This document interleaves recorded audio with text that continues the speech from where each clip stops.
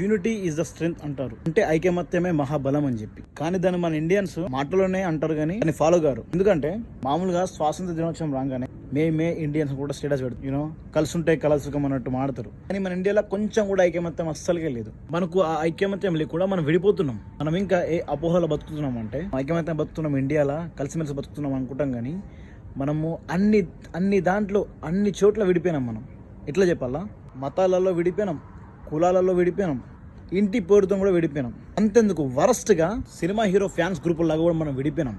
ఇంత దౌర్భాగ్యంగా మనం విడిపోయినప్పుడు ఇంకెక్కడ ఉంటుంది యూనిటీ? నాకు అప్పుడు ఈ అరబ్స్ని కానీ యూరోపియన్స్ కానీ చూస్తే మస్తు జలస్ అవుతుంది తెలుసా. ఎందుకంటే ఏ మతాలు తేడా లేకుండా, రంగుతో సంబంధం లేకుండా మనిషిలా బతుకుతారు. వాళ్ళు ఒక మనిషి లెక్కనే చూస్తారు. వాళ్ళు కూడా అనుకుంటారు ఏంటంటే నువ్వు మనిషి, నేను మనిషినే, నేను నీకంటే ఎక్కువ కాదు, నువ్వు నాకంటే ఎక్కువ కాదు అని చెప్పేసి అనుకుంటారు. అందరు మనుషులమే, అందరూ సమానమే, ఆ భగవంతుడి కింద అందరం సమానమే అనుకుంటారు. అలాంటి మైండ్ సెట్ ఉంటుంది వాళ్ళకి.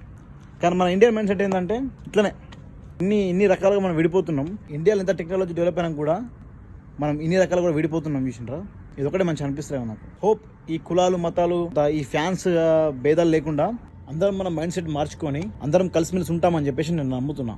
Good luck guys, thank you.